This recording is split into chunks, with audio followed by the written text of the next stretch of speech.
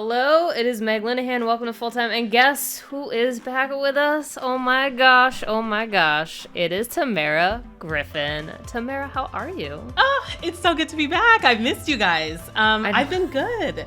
I have been in Portugal the last several weeks, took advantage of the NWSL off-season, which really did not feel like an off-season. Nope.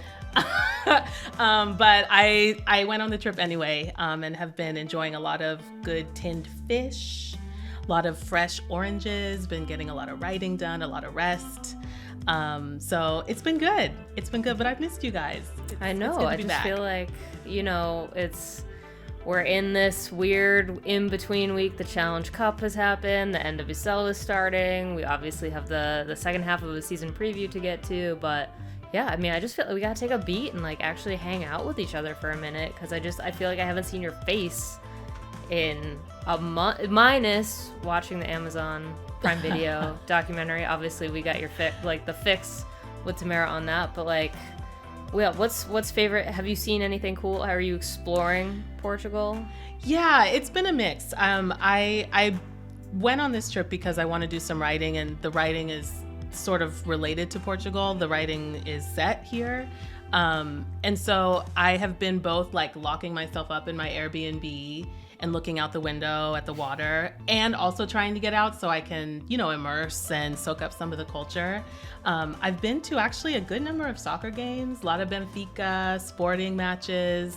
I saw the Portugal-England game, which was amazing and super rainy. And yeah, I've really enjoyed also the smaller towns. I've been staying in Lisbon, but the smaller towns are doing their thing with the quaint, peaceful energy, a lot of elders just taking their time walking down the cobbled streets. I'm getting all of that poetic environment, which has been great. So it's been a good mix of taking my time, being inside, because it's still winter here, Yeah, that's still fair. kind of hibernation season. But when I do go out, I'm having a blast. Yeah. All right. Well, Tamerra, we got you back at the perfect time, because coming up in this episode, we've got the second part of the 2025 NWSL season preview. As promised, we're moving on to the West. We're going to do some vibe checks. And Wild West. Yeah, who better but Tamerra to do the vibe checks sequence. In case you missed last week's episode, you can always go back and hear part 1 where we broke down the East. Jill Lloyden and Jason Anderson joined for that one. That one is so dense. I hope you guys are just sitting here and soaking in this information, because I feel just I am the enabler of trying to draw out what we need to know about all these teams. Obviously, there's so much, 14 teams. We're about to move to 16 before we even know it. Well, we'll just put a pin in that. But to unpack the West, Tamerra and I are going to be joined by co-host of the Expected Own Goals podcast and a contributor to Equalizer Soccer, Evan Davis. And then after that, we will be talking about this Prime Video documentary on the NWSL. But we're going to grab Melanie from The Athletic on that front, because with For the Win, she actually went to the premiere event in New York. That was the one part about not being here, Tamerra. You had to miss the premiere. You didn't get flown out to New York. You didn't get to enjoy. Everyone looks so fly on the red carpet too. I know. I want to see a red carpet look from Tamerra Griffin. I just want to, let's, again, put a pin in this. We got to think about it. The next documentary. Yeah. But yeah, if you have watched it, Tamerra is front and center in that. So we want to make sure that we also, we'll let Tamerra off the hook for that one. Before we get into the NWSL West preview, I also do want to break down some changes that are going to be happening with the full-time podcast, because we are expanding as the 2025 season is now finally upon us this week. Now, on Mondays, if you remember, we had Full-Time Review. Full-Time Review is back. You can get everything you need to know from the weekend in under 20 minutes with the return of Full-Time Review. And if you missed the first episode, which was this past Monday, you can go back and catch up. We talked Challenge Cup and the NWSL's formal review into BFC head coach Albertine Montoya. We are also moving this show that you know and love to Wednesdays, not Thursdays. So we got to update everything in the description. I think that's already I'm not in charge of that part. This show will be on Wednesdays. And of course, we're still going to be doing the usual deep dive. We're going to be talking shop. We're going to be talking everything, anything and everything. on Wednesdays now. Me and Tamerra will be with you. And then you can finish the week with our brand new show, Full-Time Focus, which is going to be in your feed every Friday to get you ready for all the action over the weekend. Maybe cover something that came up late in the week. You never know. And with new programming comes a new addition to our team as well. We've brought in veteran host and reporter Jillian Sakovitz to be the voice guiding you through the news every Monday and Friday. And I'm sure we will see her at some point on Wednesdays too. So Monday, Wednesday, Friday, 3 times the full time. Hopefully 3 times the fun. 3 times the chaos. We all know the NWSL. We hope that you will love this new approach with a whole new season ahead of us, just waiting to unfold and be absurd. We would expect nothing less. And on that note, we're going to be right back because it's time to head out west with Tamerra and Evan. Okay, Evan, Tamerra, I'm outnumbered by West Coasters in heart and spirit. Let's just start, I think, maybe with a bigger picture discussion of these teams that are in this West Division, because I think there is maybe something to be said at looking at them in a group unlike the East, where I think we've seen a lot of dominance, especially last season. Orlando, KC, Washington, Gotham, right? Like a lot of the top teams really situated in the East, whereas the West, it's kind of been all over the place. We got a lot of expansion teams. Tamerra, let's start with you just in terms of when you think of these teams as a whole, is there a through line between what's happening on our unofficial West Coast as opposed to maybe what is more of the traditional NWSL markets? Yeah. I'm going to try as hard as I can to be as objective as possible. And all of my critiques are going to be with the intention of growth. But I do think that a lot of the West Coast, Western region teams, one, we're dealing with a lot of novelty, whether that's on the pitch with a ton of expansion teams, not just this last season, but with San Diego Wave and Angel City, or novelty when it comes to the front office with new ownership, which we saw with Seattle, with Portland, with San Diego, with Angel City also.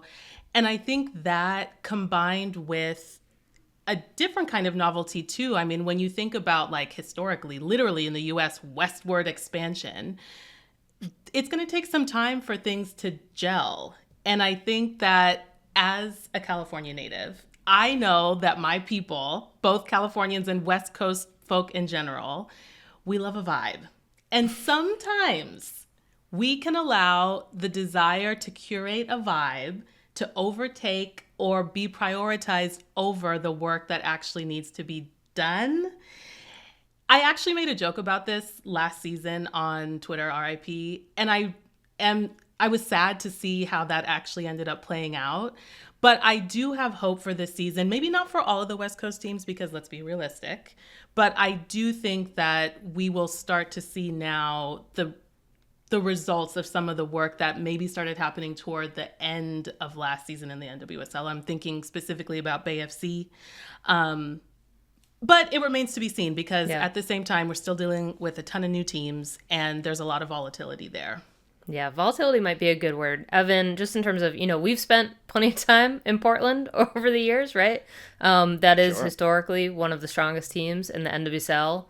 They have gone through a lot of big changes. I mean, if you had to pick maybe one of these teams that is your team to watch, and whether that means in terms of performance, in terms of, like, you just honestly don't know what to expect out of them, is there a leading candidate for you?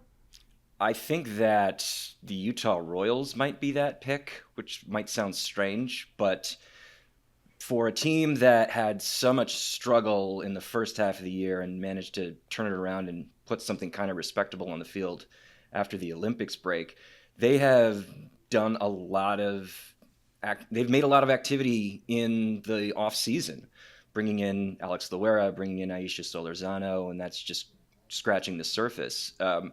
A team that seems to have established some measure of identity since Jimmy Coonrotz became the head coach. I think if there's any team that could sneak into a playoff spot and kind of be entertaining, despite having such a small budget and only having one NWSL season under their belts, I think it might be them. Yeah, I like the pick. Obviously, Ali Sentner and Mina Tanaka getting a lot of eyeballs during She Believes Cup. So I think there are going to be a lot of people looking to Utah, expecting to see that immediate carryover from international play into the NWSL. Of course, it is March. I like to always kind of have the disclaimer of like, it's March. These games aren't, we saw it in the Challenge Cup. It was a good game, but was it the highest level that we've ever seen in the NWSL? Not so much. All right, let's think about maybe some of these more specific vibes. And I do want to start with Portland just because this season did not get off to the start that they expected. Last week on the show during the East Coast, Jill Lloyden slipped out of our little zone a little bit when she was talking about teams that feel solely dependent on one player, and one of those picks for her was Portland and Sophia Wilson, and Portland's not going to have Sophia Wilson. Tamerra, what's your vibe check of Portland? Ooh, the vibes are tight. The vibes are tense.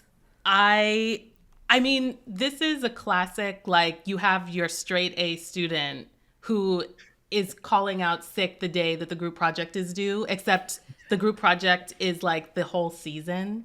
I know that we've had so many conversations on this show about, especially when it comes to MVP conversations. She is the literally most valuable player to this team. And I think the like quotient of her value to Portland is greater probably than any other one player in the rest of the league. So the bright side, I think, is that anytime this happens with the team that is prepared, this is an opportunity for every other striker on this team to step up. And I think of games generally, I feel like this is like an archetype of a game. When you have situations like this where your star player, your star striker is out, and you witness the rallying around of their teammates to make up for that difference. Now, who that is going to be for me Morgan right Weaver, now, out for the year, like, yeah.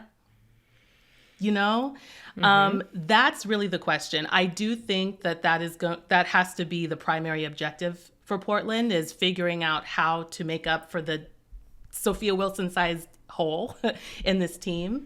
I just don't know who that player is going to be, especially as you said with Morgan out as well. Yeah, you think about departures too. They had basically this big core veteran team group leave the team: Becky Sauerbrunn, Christine Sinclair, Megan Klingenberg, and those are three people that you look to in that locker room no matter what is happening. And so that's going to be the next thing. I am excited to see what Sam Coffey brings as captain. Mm-hmm. All right, Bay FC is up next. And Tamerra, I know that you've got Bay FC thoughts, that they are your local team, but I want to turn to Evan just because, obviously there have been a lot of headlines. We covered that in Monday's show. There is this sense of, there's going to be questions, I think, around what is happening with the coaching staff affecting the start of the season.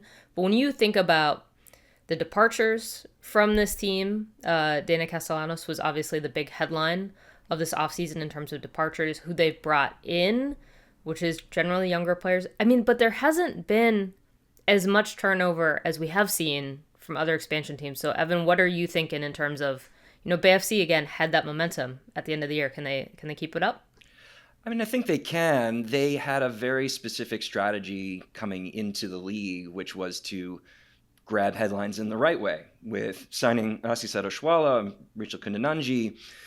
Those players take up a lot of your salary cap space. And it was important for the team to move on from Castellanos and also from Jen Beattie, because those players weren't cheap. And so they needed to find some sort of payroll flexibility just in order to keep things going. I don't know if their depth is been improved from last year. I mean, that starting 11 is a very strong starting 11, but who they can pull from the bench in the event of injury or in the event of anything is still a little bit suspect, unless, as you alluded to, their college signings really hit home runs. And they have as much upside in this college signing class as anybody, I think. One of the things that made Bay FC work in the back end of 2024 was this cobbled together makeshift MacGyvered midfield that they put together with Tess Bodie, Dorian Bailey, and Kiki Pickett. Tess Bodie, not a natural number 10.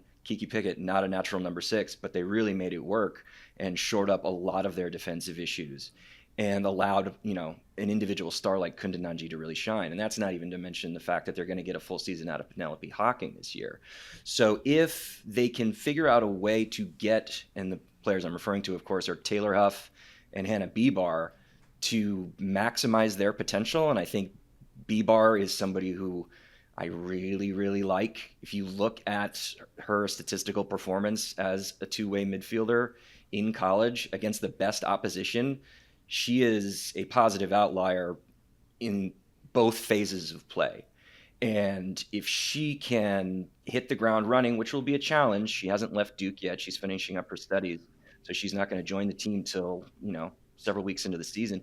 But man, if she can hit the ground running and you allow some more flexibility to get Kiki Pickett back out into some fullback depth, knowing that Caprice Didasco isn't getting any younger and they need some cover there, I think that is the way that they maintain this momentum from their inaugural campaign. It's a good starting 11. What happens after that is the question mark. And then, of course, as you guys talked about already, everything going on off the field. How is that going to cloud the team's performance? Yeah. All right. Tamerra, we'll swing back around to you on Bay because I know that you've got thoughts, but I do want to move on to San Diego just because I feel like so many of these storylines around these two teams are kind of similar in that there's off-field stuff hanging over the team. San Diego also has a coaching change, a lot of young incoming talent. They had a lot of storylines about players leaving. Obviously, Naomi Girma. We have talked so much about Naomi Girma over the past few months. Jaden Shaw, right? Mm-hmm. This is, like, to me, if there is a team that is just surrounded by question marks in every single direction, San Diego, right? Couldn't agree more. And I really think that the distinguishing factor between San Diego and Bay really sits with the coaching change, because at least with everything going on with Albertine right now, he has an NWSL season under his belt. And as we've seen, the transition from European football leagues, whether that's the WSL or anywhere else, Spain, yes, to the NWSL is more often than not bumpy before it is smooth. And given the way in which Jonas Eidevall left Arsenal before coming here, all the more question marks, right? Not only that, but he is not even inheriting. It would be one thing if he was inheriting a team that had maintained, its spinal cord. But we didn't even mention the departure of Alex Morgan from a leadership perspective and what that can mean, and helping usher in a new manager. So we have new manager and not only a new team, but a very young team. I mean, there is a lot to be excited about with the likes of Trinity Armstrong coming in and a lot of the other new signings who are transitioning from college and also international signings.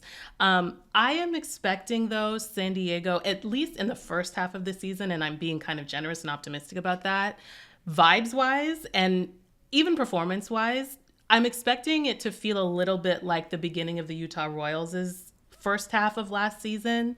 And what I mean by that is you can see, especially individually, a lot of potential. I think that we're going to see that, but I'm not expecting us to see the gelling of that. I'm not expecting to see a lot of cohesion right away because, like I said, these players are transitioning to the league for the first time. They're playing together for the first time. They're playing under a new coach who's also new to the league. And that is kind of a quasi-expansion vibe, if you think about it. They're just like reset. Total reset, know? But even if they're able to sort of ride the momentum of a standout performance through a player, through a rookie, I think that can sort of help with the morale. But I'm expecting the first half of the season, at the very least, to be a bit of a struggle, but a necessary one, and it was unavoidable.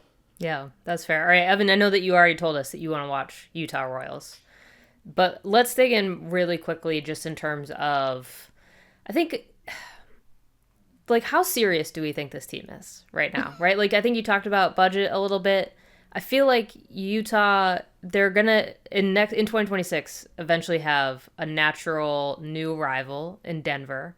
So I think there's maybe a little incentive to get 2025 as, like, the year where they really reestablish themselves in this league. But how do you, like, what's the ambition in Utah? They feel like right now, barring the fact that they don't seem to have a full scouting and analytics department in place at the moment, as far as I know. They do feel like sort of a Moneyball team in that they are looking for market inefficiencies to grab young internationals or internationals who may be less valued in, top 5 markets and maximize their potential. It's sort of how Kelly Cousins, the sporting director, did it, bringing in Claudia Zornoza, Mina Tanaka, and Chloe Lacasse last year. Lacasse obviously is going to be out for the season with injury, but they're kind of doing it again, bringing in Aisha Solorzano from Mexico, Ana Maria Guzman, Norio Rabano, a lot of players who also could get a lot of starting minutes. And these are players with interesting profiles. They are players with a lot of upside. We just don't know how they're going to perform when the test of the NWSL comes their way. So I think to an extent they are serious, but there is maybe a ceiling to that seriousness when they're not maybe the most interested in spending to the top of the salary cap in the way that other clubs are. What that rivalry with Denver will turn into will be very, very interesting. But Utah has always had a funny role in this league, right? When FC Kansas City moved to Sandy initially and then moved back, and now we have this new version of the club. So and they have Ali Sentner, and I have written and spoken at great length about my feelings on Ali Sentner, but there's no question about how much potential she has as an athlete and as a technical wizard. And Emma Hayes is smarter than me. So if Emma Hayes believes in her, then, I have to kind of go along with that. So you have a young franchise cornerstone that you can build around, and then you have a very obvious strategy on how you build your roster around her. So I think that this team can be nibbling on the back end of the playoff bracket for a couple years to come if they can be smart about it. But it all depends on how much the ownership group led by David Blitzer and Ryan Smith are really interested in keeping that going legitimately for the long term. Yeah. All right, let's keep this ambition train going, because Angel City, let's dig in. I want both of you on this one, just because obviously I still feel like Angel City is such an interesting team to talk about, because they've succeeded off the field. We had an ownership change with Angel City, Willow Bay coming in, being the new control owner. Mark Parsons brought in as sporting director. Sam Lady will be serving as interim head coach. There are apparently maybe 3 or 4 final candidates. No one will be available until June. Hint, hint. Thank you, Mark, for that little gem. Tamerra, how do they finally force their way into the conversation when it comes to soccer in the NWSL? The item at the top of my wish list for now going into 3 seasons for this team is a point of view. I need to know when I'm watching an Angel City game, what am I watching? What is the style of play? What is the identity of this team? And unfortunately, because they have dealt with so much inconsistency, they have not been able to forge that. I also really would like to see sort of like a core to this team, not just in terms of leadership, but in terms of like a starting 11, because that to me goes hand in hand with having an identity. And when you lack an identity as a soccer team, every game is going to feel like a blank slate. I feel like Angel City is in this constant process of building, not as a club, because we all know that they have that on lock, but as a team, as like a competitive unit.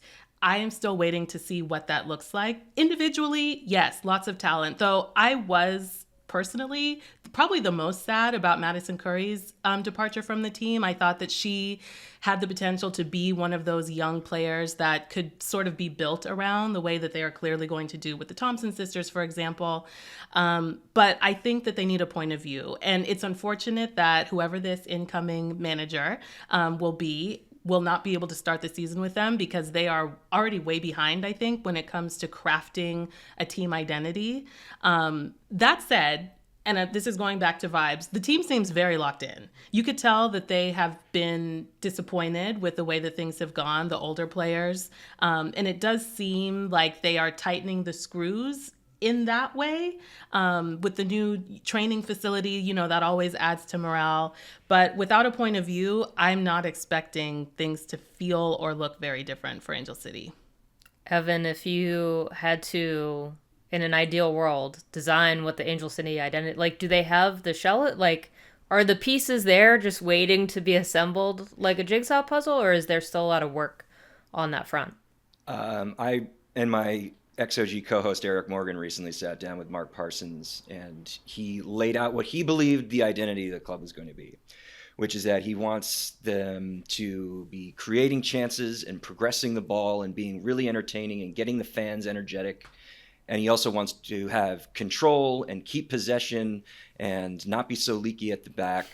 And my first thought was, well, how do you do both at the same time? There's a very interesting balance that can be struck if those are your two primary stylistic ideas, but you need the players with the kind of tactical intelligence to be able to move from one phase of that to the other. So I don't know if it's going to happen for them in 2025, but Parsons has also said that he wants this team to be winning trophies in 2027. So there is a real trend, if you talk to a lot of GMs and sporting directors in this league, about the 3-year plan, or Richard Foyt's at Chicago calls it the 1,000-day plan. It feels like if that is Angel City's belief, then they are at the beginning of that cycle.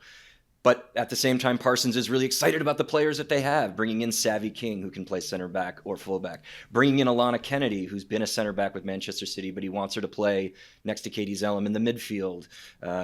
They somehow have 5 or 6 wingers who could start and only a couple options in central midfield. It's a very strangely constructed team at this very moment, especially when June Endo becomes healthy again. You have Claire Emsley, Alyssa Thompson, June Endo, Julie Dufour brought in from France, and 2 players I can't even remember right now.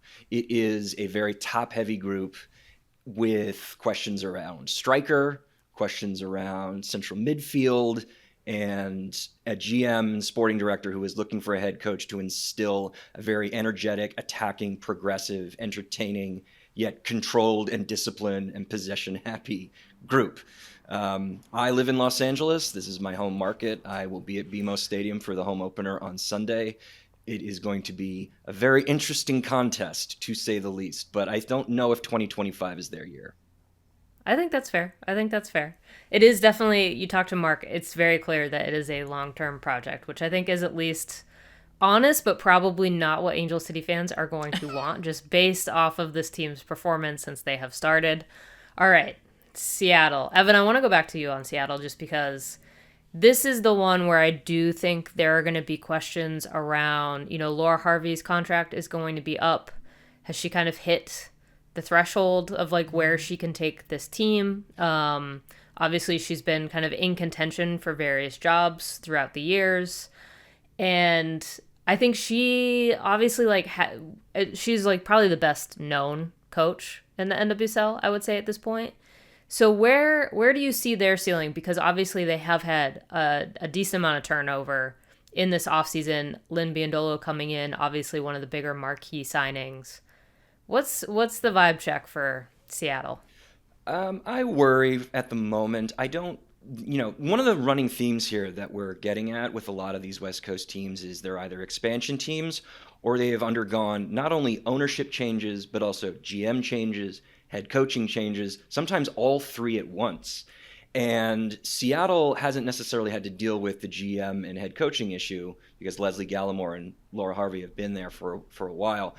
But the sale of the Reign to the Carlisle Group and the Seattle Sounders took a really long time, and it did not close during the offseason last year. So this is really the first full offseason where we've had a chance to see what operations and what investment this new ownership group is interested in putting in place.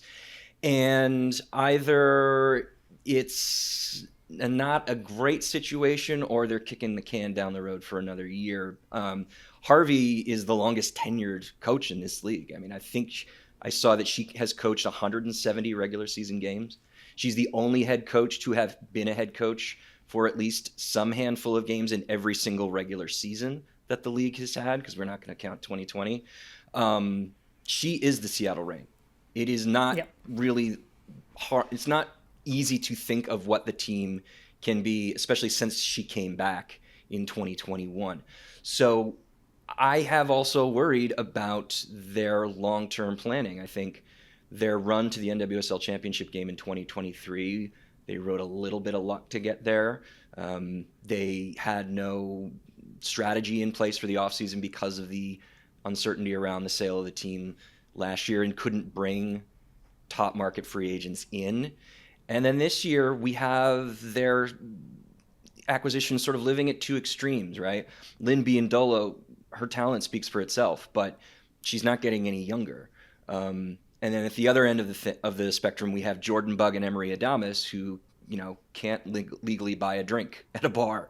It's a very young squad on one They're side, babies. and it's a very old squad on the other side. And you need that balance. You need veteran presence. You need youth. Every team needs that, but there's nobody really sort of in that peak prime year zone, especially in the midfield. Like, they could be rolling out a midfield of Jess Fishlock, Ji So Yun, and maybe even Anghara James Turner if they don't think Olivia Vandriat is ready to hit the ground running.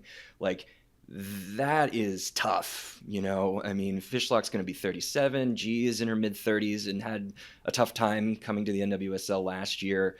And you're sort of mixing and matching your back line pieces as well. Where does Shea Holmes go? Where does Phoebe McClernand go? Is Lauren Barnes now officially a bench piece? Madison Curry you feel really good about, but who plays right back on the other side? Like, there's so many question marks about athleticism, about fluidity and balance that I don't know. I mean, and yet at the same time, you have Lynn Biondolo.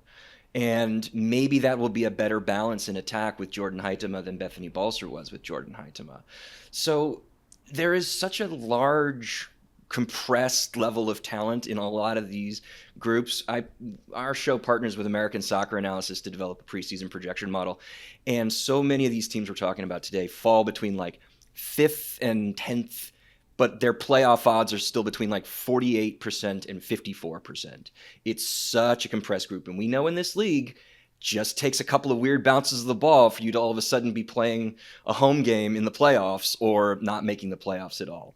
So it's really tough to say who stands out in this group for all of those reasons. But Seattle I worry about. I don't know what comes next for this group in the long term. Yeah, I mean, Seattle, definitely an interesting one. I think the team I am most fascinated by this offseason, Houston Dash. Tamerra, you're going to take us home on the Dash because going back to this idea of ambition, I feel like Houston have really finally started being like, okay, we got some cash, we got to get some players, let's make some moves, we got a good kit, like everything's coming up Houston, right? Is that the Houston feels like they will not be bottom of the league to me in 2025. But is that a good guess, do you think? I totally agree. I mean, you simply cannot finish a season at the bottom of the league with a kit like that. That's just the fashion rules. I'm sorry. Fashion footy rules dictate that you cannot look that fly and end up in the bottom. But yes, this is the team that I'm glad that we are like adopting them in the West, because so much of the conversation has been, I don't know. I mean, yes, some potential, but maybe not. But Houston, for me, is the team that I am both most intrigued by from like a journalistic sort of intellectual standpoint. It's the team that I am most drawn to in terms of the sort of narrative arc, because we know that Houston has seen some struggle years. But look at what the Pride did last season. Is it possible that this is Houston's Pride season?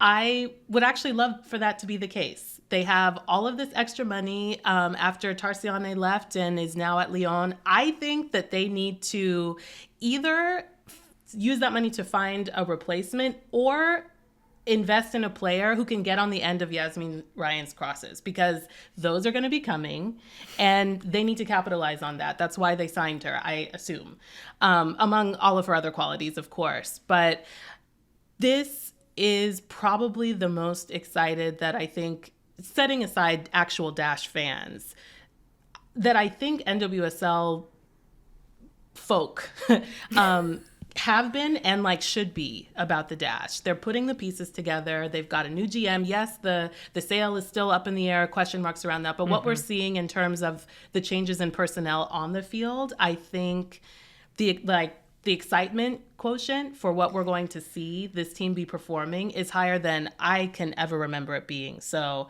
I will be seated, not physically in Houston, but spiritually, because I think they're going to surprise a lot of people. Yeah, spiritually, but also with air conditioning and in Yes. the comfort of your own home. Like, it is, honestly, having covered live games in Houston in the summer, I would vote air conditioning. But, you know, Delaney Sheehan, I think, too, is a real player to be watched with Houston. I think she was such an underrated, I mean, like, the sickos know Delaney Sheehan. It's like that, to me, is a real player that when they were able to be like, hey, I don't think Gotham appreciates you. Why don't you come over here? We can hook you up, right? Like, if she feels that respect, I think that's going to be really, really interesting to watch. But yes, Evan, just real quick, Houston, exciting? No? Is that another team where you're like, I don't know, guys? I think I got to be the skeptic on Houston. They are, to me, the classic example of we made big moves right at the beginning of the offseason to get a lot of attention. But what do we do about the rest of the squad? Yes, Yasmin Ryan, incredible player. Delaney Sheehan, super underrated player and will be the glue in the midfield. Great. Who plays next to Paige Nielsen? Who plays at fullback? And also, what does this team want to be? We don't know. I mean, if we're talking about 3-year rebuilds, it feels like the team is sort of in year one of that. There is potential maybe for them to grow and be a perennial playoff contender. But like outside of Sheehan, there's a very strong chance that the young college rookie Maggie Graham might be starting in attacking midfield. We don't really know what she's going to look like despite really promising performances in college. How do you balance the wings? You know, where does Michelle Alozia go? And, you know, the thing that also really worries me is who scores the goals. You know, Diana Ordonez is still on the season-ending injury list, but she hasn't really ever been able to replicate what she did in her rookie year at North Carolina when she's been at Houston. Messiah Bright came in the offseason, but something that even I, who voted for Messiah Bright for Rookie of the Year in 2023, she was starting to lose playing time in the back end of that season with Orlando and was not ahead of Sydney Leroux on Angel City's depth chart in 2024. So can she level up? I haven't seen it yet. There are all of these question marks, not to mention, you know, who plays next to Sheehan, like who ends up being the number 6? Is it Sophie Schmidt? Is it somebody else? And where do you get pace in that back line? Jane Campbell has played the superhero for 2 straight years. Can she do it for a third? Wouldn't bet against her, but man, she's bailed that team out of a lot of jams. So I just don't know what Fabrice Gautrat is going to try and shape this team into being. And there are just so many spots on the field where Tamerra brought up Orlando. They haven't quite had the offseason that Orlando had last year, in my opinion. All right. That is the NWSL quote-unquote West as we know it. Obviously, a lot of big questions. This is a very interesting group of teams. We will clearly have much to watch and discuss as the season goes on. But Evan, thanks for joining us as we broke these teams down.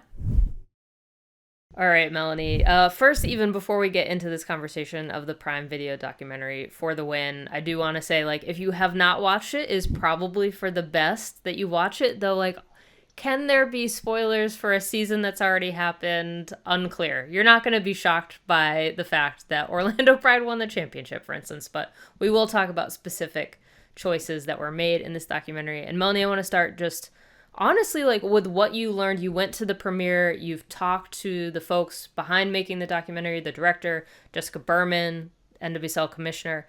What were your big takeaways from what they wanted to achieve with For the Win? The main takeaway I would say is that it's trying to, that next phase of growth for the league where they're trying to grab that new fan. And one thing that I think right before the premiere, there was, you know, Jess Berman spoke a little bit and she talked about how a big part of 2025 will be this theme of trying to attract that new audience. And you'll see, I think the quote of the brief, right, was that you will see the NWSL in unsuspecting places. I think maybe she said that at her State of the League address before the season. But yeah, and I think that's very much the vibe of the documentary, you know? It's almost like if you're a longtime fan of the league, it's very surface level is the way I think I would explain it. It feels like when you are coming into a new season of a show and you get the preview of what happened last season, like that's kind of what I would say the Here's documentary what is you good missed at on doing. Glee. Yeah, like let's look back at all the things you might have not thought about in the off season because so much has happened anyway, right? But I think it's good for that. And it is exciting just to see, some of the action Yeah. again if you're a sports fan. But, it is I would say it's very surface level. So have maybe low tempered expectations if you're a longtime Wilson fan. Yeah, I think for me when I first started watching it, I always do try to come at it with the mind of like this is not meant for me. I know too much. I'm walking into it Hmm. knowing all of these whatever happened on the field, all the stuff kind of behind the scenes as Hmm. well. So I do have to try to turn off a significant chunk of my brain and say like, okay, if I'm a new fan coming to this league, what am I getting out of this four-part series? I think my other big struggle was it's called a docu-series. For me, it really does feel like a league media partner with the league hand in hand being like, here's 4 episodes for you to introduce the league. So to me, it didn't necessarily feel like a documentary Hmm. in any like true sense of that Hmm. as a form. But that's not necessarily like a knock on the finished product because I don't Hmm. think it needs to be. That's not what the purpose Hmm. of it is, but at the Yeah. same time, I think there is kind of a sense of, as someone also currently watching or having just finished Drive to Survive, the most recent season, there's a new, really great documentary cooking on Max about the Celtics that really does feel like a documentary despite having that kind of like content feel around the edges of it. And Hmm. so, yeah, there is if they truly wanted that audience of new fans and they turned on episode 1, do you think what they saw in episode 1 like would grab them? Because it really did, it felt like it was trying to do a heck of a lot in that first episode. Yeah, I think one thing in our conversation, you said you kind of just are dropped into Kansas City. Like, maybe there's very little context about like what's about to happen. I do think one thing I would have liked to see was maybe more human aspect to it, like maybe having a character that you kind of follow in a more humanizing way, in a more storytelling way. I know the director did specifically say how she didn't want to approach this differently than she would have approached any other sports doc. She wanted it to be very specifically based on the playoffs. So I think that's what it is. You kind of start, it's literally just a recap of Mm-hmm. every like every stage of the playoffs and the postseason, for example. So it's very cut and dry in that regard. I do think I think, like you said, it was trying to do a lot, like trying to fill everything into one 4-part series when maybe focusing on less could have been more. Yeah. If you, like, in an ideal world, someone is handing you the reins to an Hmm. NWSL documentary, what do you want to see? Because I think, this is kind of the first real big piece of content Hmm. we've seen on the NWSL beyond, an ESPN documentary based on reporting around the abuse and systemic failures around the league. Like, that's really the other major piece that we've seen that's a little more form. But, Hmm. I think everybody always thinks, okay, I want to follow a single team or a player for a season and get that real storytelling vibe. But is there something, how else can you capture the NWSL as a whole? Like, what would you really want to see if you had unlimited resources? I think more of the characters in it, specifically, maybe leaning in more on, like a Barbara Banda, who I feel like is going to be one of the marketed players of the year, right? She's in Times Square right now alongside Alyssa Thompson and Trinity Rodman. So I would love to see more of her.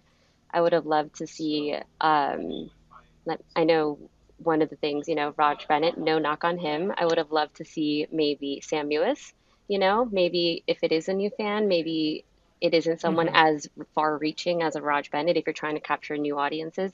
But I do think introducing fans who are here to people that are actual playmakers in it right now in a very, long-term way and a very authoritative way, how they speak about the game potentially. I think I would have liked to see more of that, because you do get some like, I wouldn't call it an Easter egg, but little moments where you're like, the WOSO fans were kind of rewarded. I think back to the Kelly O'Hara retirement party, when they were at the retirement game where you have them talking about the 8-hour workday.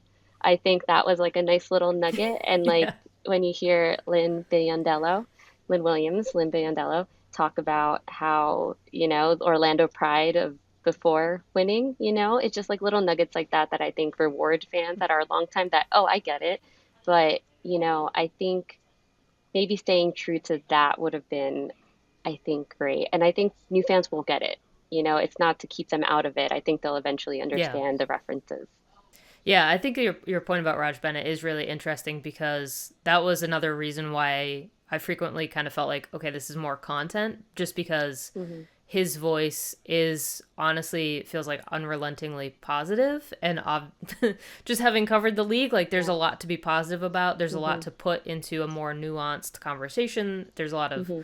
historical stuff, and I think they did make nods to the history, but there's no perfect answer of if you've got 4 episodes under an hour each of trying to cram in the history of the league. And that's where I do think, to your point, a player voice could have been really like I think they used Lynn Biondolo really well in she's lived so many lives in the So many. NWSL, right? She can speak to so many of its different eras, its Yeah. problems, its successes. She's been on championship winning teams, right? And so why not lean on those voices more who have lived it and breathed it and kind of know warts and all what the NWSL can be? And Hmm. that to me is where I do think you'd make better connections with new fans. It's tough too because like I don't know if we're really going to get any data coming out of this in terms of like does it convert people into watching the league, but there is maybe the sense of the league is starting to think about, to your point, Jessica Berman saying you're going to find the league in these new places. They want to be culturally relevant in a way Hmm. where the NWSL has not always hit on that. Documentary is one part of it. Where do you see maybe like, okay, if you're a new fan, you watch that documentary, you now know what the NWSL is, you've got to send, okay, I know who Trinity Rodman is. Do you think the mechanisms exist to get them in that next step and get them hooked on the NWSL? I think that's the hard part. I think that's the question that needs to be answered, right? Because yes, you can watch a documentary, but how are you gonna, or docuseries, however you want to call it, um, but will you go to a game? Will you watch the games the whole season? Will you become a brand new fan? Will you, I think the main thing is will you actually go see the product on the field? Will you buy tickets, right? Because I think that's the main part because you need money. I think one of the things that Jess Berman said is like she related this docuseries to making, getting players paid their worth, and that speaks to the business of all of this and how it's just like a step in like a very long journey that I think the NWSL is trying to kind of go on or is going on currently. I do think that it is, yeah, it's just a first step. I think there is just also like soccer in this country. It's such in general is like how do you get American fans to love the sport?